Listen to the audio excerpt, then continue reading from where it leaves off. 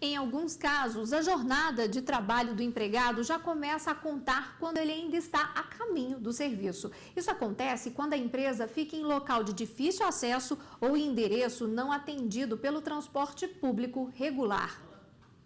São 3 quilômetros só de estrada de terra. E como a clínica é de difícil acesso e os ônibus não circulam até o local, o patrão disponibiliza um veículo só para buscar e levar os empregados na parada de ônibus mais próxima da casa deles. Como não tem ônibus, né? Então ele, no caso, tem um transporte da clínica, né? Que transporta os funcionários, porque se não fosse seria difícil, ficaria difícil.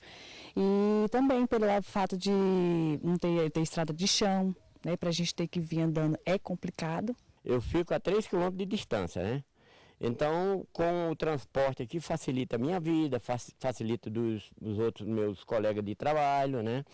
Porque o governo não tem transporte coletivo para cá. O coordenador administrativo Humberto explica que sempre forneceram um veículo para buscar e levar os empregados.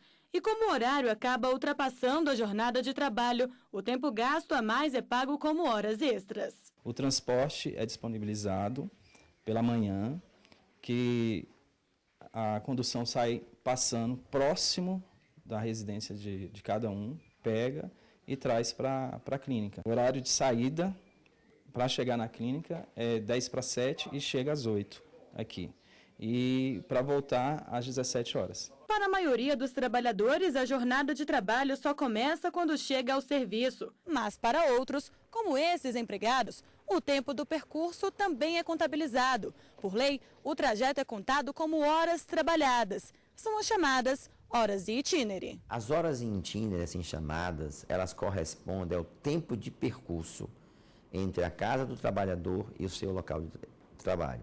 É o tempo destinado ao percurso casa-trabalho, trabalho-casa. Quando, todavia, o local não é servido por transporte público regular, primeira condição, ou é de difícil acesso, uma das duas condições está presente.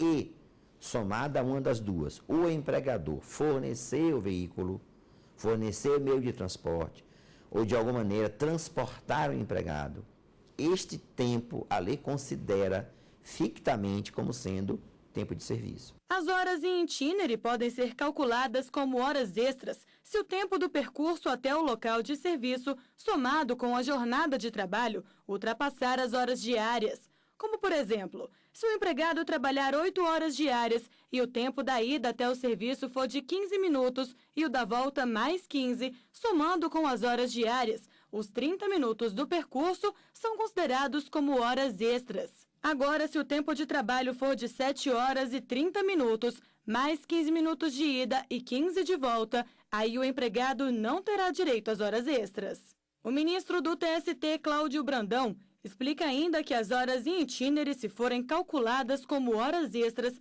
também devem ter reflexos nas verbas trabalhistas. A lei considera, nesse caso, horas extras por ficção. Então, ela assume a mesma hipótese, equivalente à hipótese de empregado estar trabalhando. Os efeitos são idênticos. É porque ele é remunerado como se trabalhando estivesse, com o mesmo percentual que reincidiria sobre as horas extraordinárias, e as consequências também resultantes das horas extraordinárias. Então, se forem habituais, se incorporarão aos ganhos de empregado para todos os efeitos legais, inclusive parcelas rescisórias, fundo de garantia, contribuição previdenciária, 13º, etc.